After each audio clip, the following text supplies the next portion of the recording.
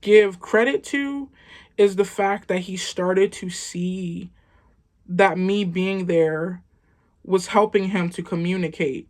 Like, we used his AAC device, and I feel like that's what really kind of exploded everything, because we got his AAC device and I got it all set up. And so, like, on the snacks tab, I added gummies. Like, I would take pictures of the physical items, and I would show him. So, like, when it was snack time, I would show him the picture on his AAC device for gummies, and then I'd present the gummies and give it to him. One thing that my supervisor was emphasizing at the time was modeling without expectation. Yeah, showing you how to do something, but without actually expecting you to do it. So, like, I can show you how to touch your nose. I can go touch your nose. That's it. I just show you how to do it, model it for him, but I don't expect him to do it. And that's what I was doing with this AAC device. So after he realized, okay, if I press on this button, she's going to give me gummies, that I think exploded everything, because it's like I can do something to get something that I want. And from there, it just started to increase. And I was showing him how to ask for help, how to say, I want to stop. I don't want to do this. I was showing him how to communicate. And I think when he realized, like, oh, she's here and I'm getting things that I want and getting things that I need, and that wasn't happening before, I guess, like, I became valuable to him. Like, he understood that having me there leads to him getting things that he wants and needs. And the trust was also there. Like, every single day I came in, I never raised my voice at him. I never hurt him. I never was aggressive with him. I never did anything to make him feel unsafe. So it was like, I think over time, that consistency, him seeing who I am, because in a year you can learn a lot about a person. And so he just, I guess he's just learned to trust me. And that is also a really good feeling when I'll be sitting on the couch during session. He'll just come up and sit next to me and just like lay his head on me or something like that. Like, that is an amazing feeling. But yeah, he's my baby. I didn't give birth to him, but I'm thankful for the family. I'm thankful for their support and just allowing me to do what I need to do, because a lot of the reason I felt so much pressure was because I felt like they expected me to be a certain way. Like, they expected me to work some type of magic and he was just going to be fixed. And that pressure was on me every single day. Like, I need to show them that I'm doing something. Like, I look like I'm doing something. I need to do something. And it's just, that's not how these things work. Like I said, the best lesson I've learned out of all this is that relationship over everything. I can't do anything with you. I can't get you to do anything if you don't trust me. Otherwise, you're gonna have resistance to that. If I just come into your personal space and I start telling you what to do, you're gonna be like, I'm gonna listen to you. Like, why are you telling me what to do? But it's so cool that for me, he was able to generalize to other adults. He learned that, okay, I don't just have to ask Rayma how, I don't just have to do this with Rayma. I can do this with my mom. I can do this with my dad. I can do this with my aunt. I can do this with other adults and people around me. I can get my needs met across multiple people. And this boy is such a smart little boy. It's like, I notice that he has his own baseline level of communication. He was already communicating very subtly, very subtly. Like, his mannerisms and his gestures were very small. So if you weren't paying attention, you really couldn't get it. And I have oh my goodness, I struggle with paying attention and focusing, especially when I'm like stressed out. So it's like I would often miss these things. But there was a few times in the past couple of months where I was just so shocked. I'm like, wait a minute, how do you know how to do that?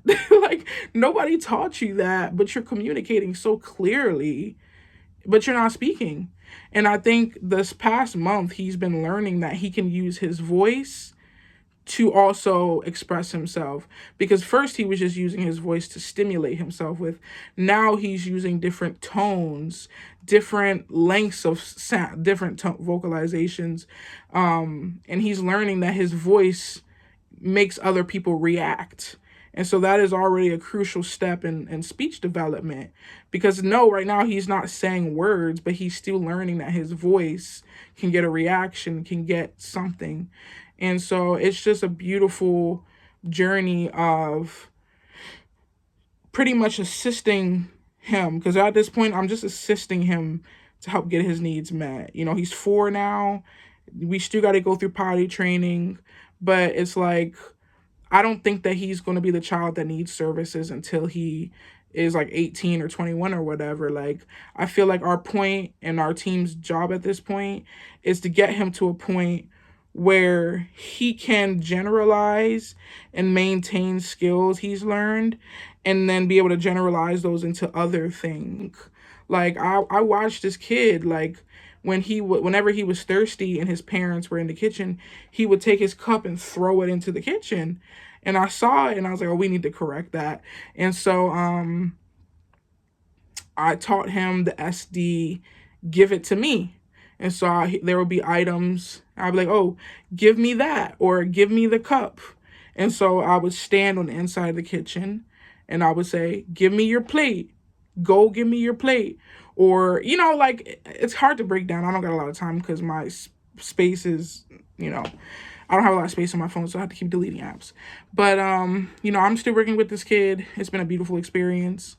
There's been a lot of, different things that have happened, but working with this kid has honestly taught me what patience is, what it means to be consistent, what it means to be trustworthy, what it means to not give up, to actually endure even when it's so uncomfortable. But like I said, the best part about this job is that there's so much to learn. And by me learning and having the right supervisors, I was able to be more effective and understanding in my job. And I remember something that honoring communication thing, it just totally switched my brain. And then I started working with the client earlier this year.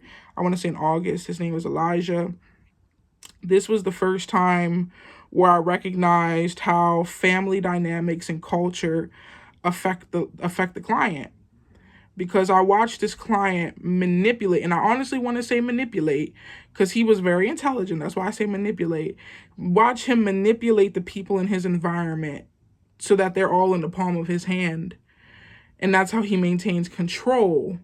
But when the people in his environment were tired of that, that's when they would like explode onto him and end up making things worse. And so his mom would tell me how like he'd be in school and he'd just throw tantrums in school. He'd pick up chairs and throw them. Keep in mind, this is a public school and other people's children are there. And he's throwing chairs in the classroom and hitting other kids, all because he can't get something that he wants denied access. And so, I've watched him in real time.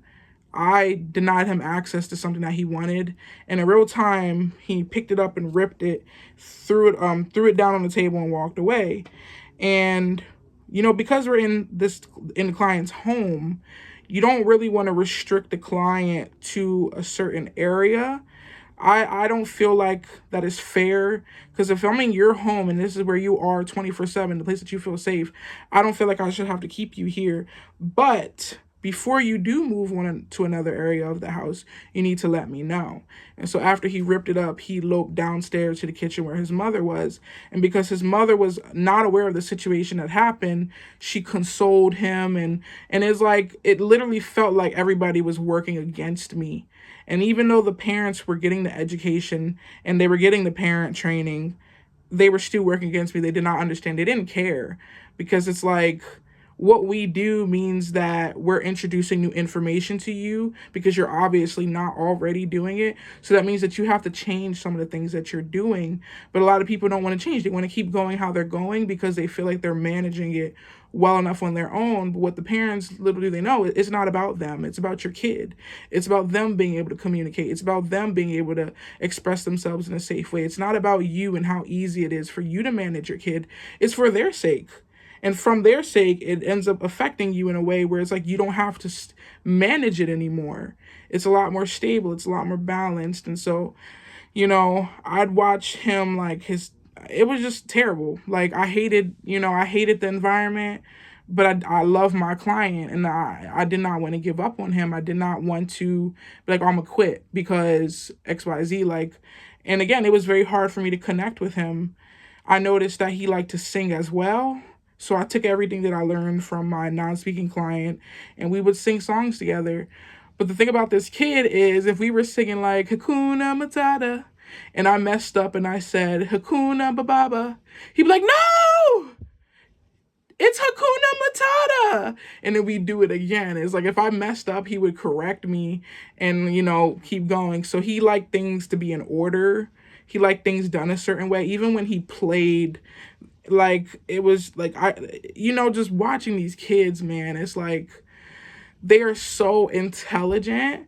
They are like, how, I don't know. It's like the way that their brains work is just so different from how my brain works. Being able to interact with items based off of the weight they feel in your hand, being able to scan your environment to find things that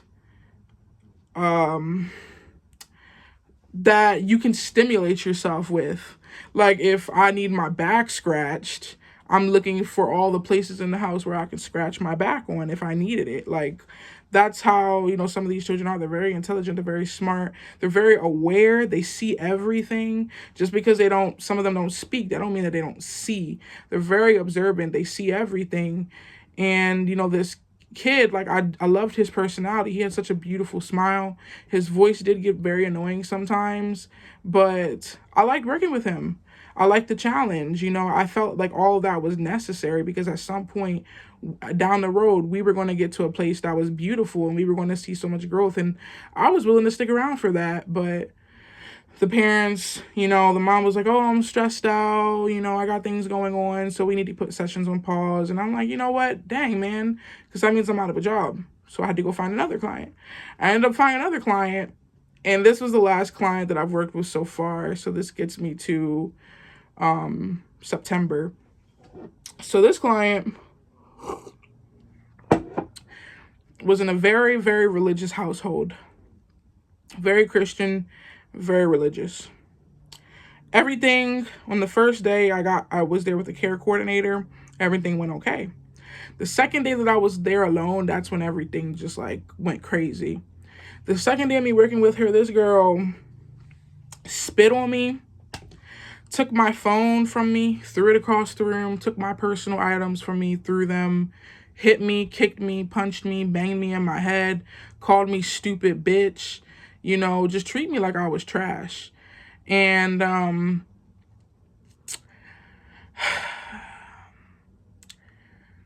the first couple times that it happened, I was like, I can't do this anymore. Like, I'm not going to go to work and get assaulted by somebody and all I'm trying to do is help.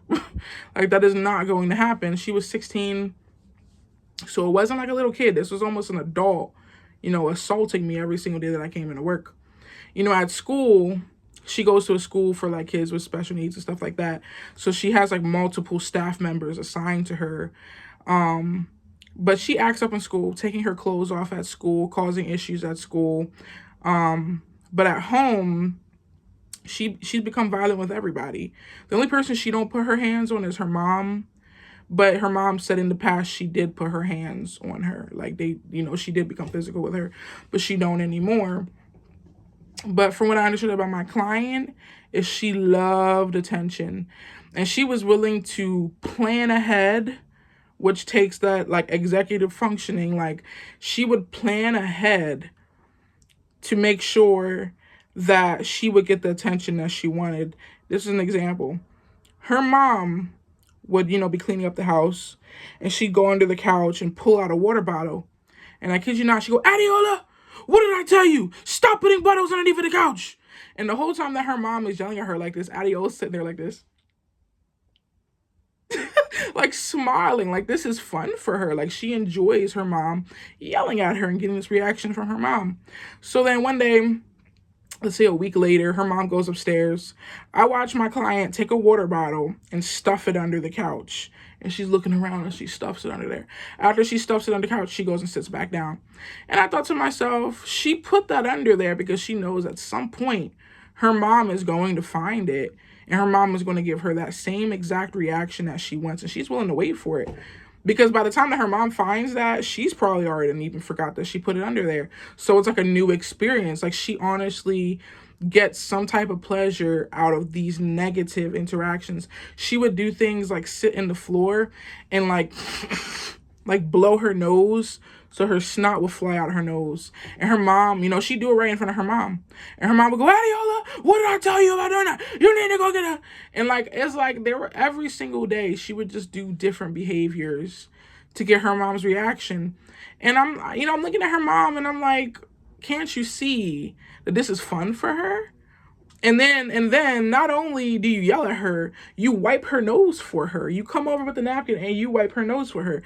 Because if she gives her daughter the paper towel to wipe her nose, her daughter's going to sit and rip it up into little pieces because she likes to rip up things. And so it's like, I'm seeing all these things. I'm telling my supervisor, and it's like, this is why I understand why they say early intervention is better. Because most parents, when they get to that point where the child is 5, 6, 7, 8, 9, 10, 11, 12 plus, they've already gotten into a rhythm of how to deal with this kid. And it's like, it's more stress to change what you've been doing if this is how you've been managing it. So it's like when they're younger and the behavior is a little bit more fresh and they're kind of evolving a little more because the child is growing more, it's easier to catch, it's easier to find those strategies. So what ended up, but even despite her, putting her hands on me and all like that, like, I knew that this was just all communication. Like, it was like, I couldn't give up. I couldn't quit because I knew that there were things that I didn't do. I knew there were things that I could do to see if it would change the behavior, Like, I felt like a lot of the behaviors kept happening because I wasn't in the right mental space to actually deal with it. And I responded out of a place of, my personal feelings instead of responding to it in a way that was actually helpful and beneficial for everybody. Now, it got to a point where I had went a full week with this client because, remind you, since the first day I worked with her, I had been getting hit on, beat on, spit on, whatever. So there was 1 week. This was the week right before I left. That whole week, Monday, Tuesday, Wednesday, Thursday, Friday, she did not lay a finger on me. She did not hit me. She did not yell at me. She did not raise her voice at me. She didn't do anything to me. Every single day that week, there was no instance of any type of aggression. And that was because I had finally learned how to operate around her. And it's like, if you keep it low, then you don't have to worry about trying to bring it back down. But once she gets up there, it's hard to bring it back down. And so I had learned how to operate around her where I maintain my control, but I give her that sense of a control that she's looking for because that's what she was looking for. Like, there'll be times where, like, I'd write on my board our session schedule.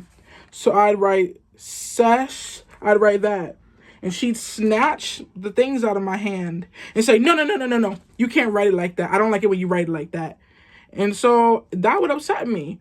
Because if I'm writing something with my notebook and my pen and she just snatches it out of my hand, it would piss me off so much. Because I'm like, how are you going to take my personal things out of my hands?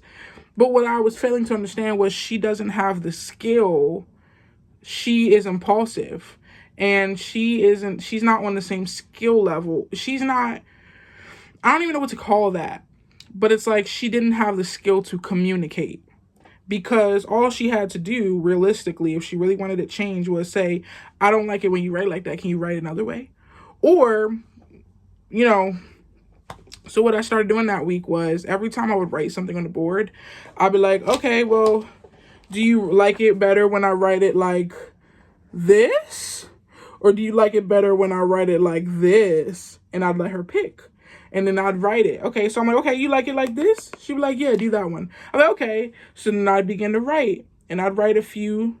And then I'd stop and I'd say, do you like that? And she, I would communicate with her during that whole process. And then when I would see her go to try to take it out of my hands, because I kid you not, there was a time where she tried to snatch something out of my hand. Oh, she would try to snatch it out of my hand, and I'd move back.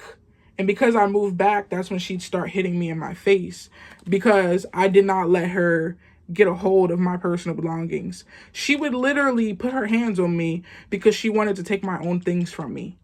And so I had to learn how to keep control of my things, but also give her the control that she wants. And so when I'd see her about to go try to take something from me, I'd be like, wait, if you want to erase something, just tell me that you want to erase it. Say, can I erase it, please? And I'm like, yeah, go ahead, here, erase it. So if I was writing something wrong, she'd still take it out of my hands. But as soon as she took it out of my hands, I'd be like, remember, if you want to erase something, you don't need to take it. You can ask first. Say, can I erase it? And we just did that every single day. Every day that I came in, I would just practice that with her, where I would write something. I'd write the session schedule out, because we wrote one every day. And if she wanted to erase something, alter something, all she had to do was use her words to get it. And as soon as she used her words, I immediately gave her what she was asking for. And once we established that, then we could move on to tolerance.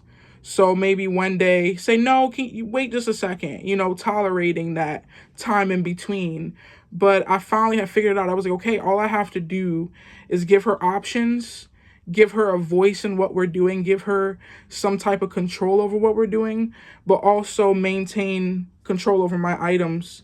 It got to a point where I did not leave any of my personal items out during the session, because if I left any of my personal items out, she'd get a hold of it. And the thing is, once she takes something of mine, I'm not going to go and do a tug of war, a pull. What I'm going to do is either go ask her mom to get it, or I just have to wait until she finds something else interesting and puts it down. And so, when you're stressed out, when I'm stressed out because she just took something of mine, I'm now in a state of mind of stress. I'm in my personal emotional feelings. I'm upset. And so I couldn't even think about other options on how to accomplish the goal, which was to get my personal item back to me, get it out of her hand and back to me. I couldn't even focus on that goal because I was just so stressed out. But if I would have been less stressed out and I wouldn't have been so emotional, I could have thought, oh, well, I know she likes bubbles, so let me pull some bubbles out and ask her if she wants to do bubbles. Hey, you want to do some bubbles? She says yes. Okay, let me have my phone first and then we can do some bubbles. And, simple things like that. But when you're emotional, you're not thinking about all those other options. So back to that whole week, like we had no instances of aggression that whole entire week. And it was because her mom stayed out of it. My supervisor had just had a talk with her because the mom kept trying to insert herself into my sessions. She did not understand the purpose of ABA therapy. She thought ABA therapy was work, like it was schoolwork or something.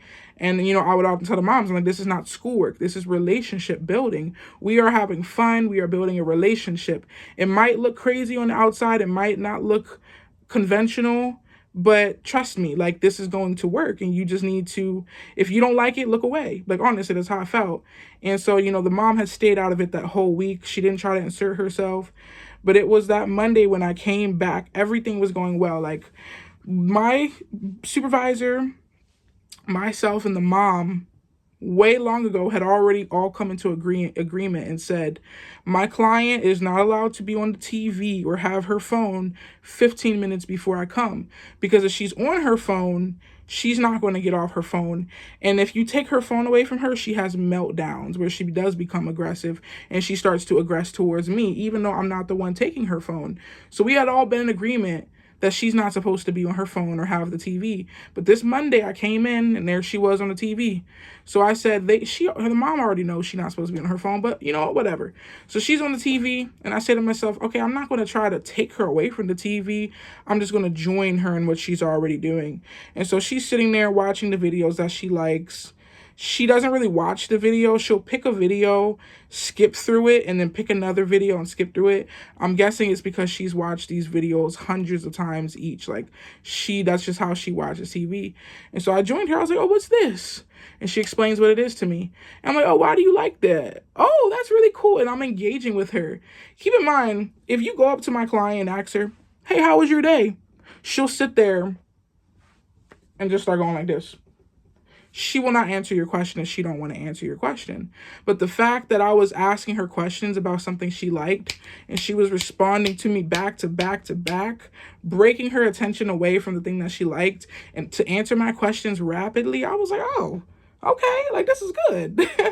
And so, we did that for about 20 minutes. But I knew at some point we were going to have to turn off the TV because we can't watch TV the whole session. But it was a very good tool. Right now, we were just pairing very, very well. We were just doing something very reinforcing, very good for our relationship. I was showing her that I was interested in what she likes, and she was showing me that she's willing to have conversations about things that she likes and inform me and teach me about the things that she likes. And so I saw a way in, I had my foot in the door, and I kept it there. But I also knew that we'd have to some point turn it off. But I wanted to see if she was going to comply later on in the session because we had spent such a long time doing something that she enjoyed. She could have naturally been satiated from the TV and just might have been ready later on to do some work. And the TV could have been turned off without an issue because she got her fill of it. She got what she wanted. Who knows? So I wanted to see how that was going to go. So I told her, I was like, okay, I'm going to set a timer for 5 minutes. I'll be ready in 5 minutes. Let me get my paperwork together and I'll be ready in 5 minutes. And she says she when I said that, she literally paused the TV and looked at me as I'm talking. So she literally gave me her attention, which she never does. And so I was like, in 5 minutes, I'll be ready. So she's like, okay. And then goes back to watching. So the timer goes off. She hears it and pauses the TV. And I'm like, yeah. So what happened? What happened? Oh, okay. So yeah, we're doing good. The timer goes off. She gives me her attention. And I say to her, I'm like, we can keep watching if you want. We can keep watching for a few minutes if you want. Or we can play some of the board games I brought. I know you like to play the headbands game, and I showed it to her. And so she looked at it and she was like, yeah, okay, we can do that. I want to show you one more video. I said, okay, go ahead, show me one more video. She communicated that very well. I didn't have any problems with that. But her mom, who was not a part of that whole interaction or that conversation, comes down and sees us watching TV. And in her mind, I'm not working and she's not working if we're watching TV. So she's like, turn off the TV. The timer went off. And she comes down and snatches the remote out of her daughter's hand and goes upstairs. And I'm watching the whole thing and I'm like, oh snap. Like, what is about to happen? And her daughter goes, I didn't get to finish. And I felt so bad for her because she didn't. She was literally in the middle of showing me something that she wanted to show me. She wanted to show me a video. She wanted to show me. And her mom just came down, wasn't aware of anything, that didn't ask any questions, wasn't curious. She just saw and believed something in her head and then snatched the remote out of her daughter's hand as if she doesn't already know how her daughter is, and then left. And so I'm like, it almost felt like she did that on purpose. And so her daughter ends up jumping up from the floor and running over me and starts hitting me upside of my head as if I'm the one who took it from her. But when she did that, I completely felt her pain. Like, she was upset. And what better way to take it out on the person that you've been taking it out on? And nothing happens to her, when she puts her hands on me. She thinks that when she's putting her hands on me, that's what I deserve. Because that's what she'll say. She'll be like, that's what you get. And I'm like, I didn't do anything. And so, her mom caused that whole situation. And not once did her mom apologize or say, oh, I'm sorry for interrupting and inserting myself in your work. She didn't understand what I was there for. She would often refer to me being there as work. And I had to keep explaining to her, this is not work. This is therapy. This is not work. This is therapy. This is not work. This is therapy. It's about relationship building. But because she didn't understand that, she ended up being a villain to the whole process. And then she sent a text a couple days later saying, oh, we want to pause services because you're stressing out my daughter. And I'm like, ma'am, I haven't been there in 3 days. So if your daughter is stressed out, it's not from me because I haven't even been there. But she was very religious. And my boss tried to explain things to her because I begged my boss. I was like, please explain to her mom why I'm there. And like, to like, please explain to her, like educate her because she needs it. I can't move forward if her mom is going to keep being a hindrance to this process. So please explain to her. And she says she called her and she's like, I think mom understands. And I'm like, how? I don't mean to be disrespectful, but how do you know that she understands what you were saying? And she was like, well, she was just agreeing. And I'm like, okay. So yeah, but I don't think this mom is going to change. I don't think that she's going to get the help that her daughter needs unless God himself comes down to earth and says something to her. That's how religious she is. And I'm like, that is a shame for your religion, for your religion and your faith to cloud, to get in the way of your daughter getting the help and support that she needs. Really? Wouldn't you think that it'd be the other way around, that your religion would help her, that your faith in Jesus Christ would help her get the help that she wants?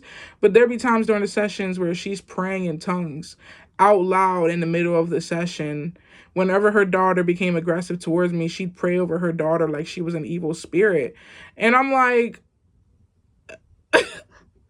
so I'm laughing because that is a way for me to cope with the hurt, because it hurts. And I see it all as it just being messy and nasty. It's not going to get better. It can't possibly get better like that. It can't. Like I see it all. And it's like, if your daughter does not learn that she cannot put her hands on people, imagine that you will never ever be able to let her go anywhere by herself. That is literally, she won't be able to be independent because you can't trust that she can go to the store without getting into an altercation with somebody because they denied her access to something. Or, like you're literally hindering her progress, and you can't see it because of your religion. Like, that's crazy to me. And so that is my story. I have a lot more to share, but this is 2 years. I've worked with Caleb, Luca, Elijah, that one girl, and Adiola. I've worked with 5 kids in the past 2 years, and I worked in a lot of homes in the past 5 years. So I've some experience. I'm not as seasoned, but at the end of the day, through all this, I've learned that relationship matters more than anything. Every single time that I saw my client smile, the one who was beating my ass, it was like a win, and it honestly taught me how to protect myself, because I've never been in a situation where somebody was attacking me and I've had to defend myself, and I can't hit back. I cannot hit back. And never any of those times did I desire to hit back. Whenever she was aggressing against me, I didn't want to fight her. I didn't actually want to get into combat with her. I just wanted her to stop. So it was like, the first time that she hit me, I would get so in shock that she was even hitting me. I would get so stuck in my head that I couldn't even protect my face because I was just in shock that I was getting hit by. I was just so in shock that I was getting hit by somebody and I didn't deserve to be getting hit. And my brain would get stuck there. And then I was like, okay, Rayma, if you don't want to get hit, you have to block yourself. So then I actually started to block myself. And then the next time she hit me, I started to put distance in between myself. Like, it taught me how to get my brain out of that shock state and move closer to the solution. And all this has taught me a lot. I don't think I could have got this experience anywhere else. I think I've gotten it in the safest way that I possibly could have. I don't know, but that is my experience working with autistic children on the autism spectrum.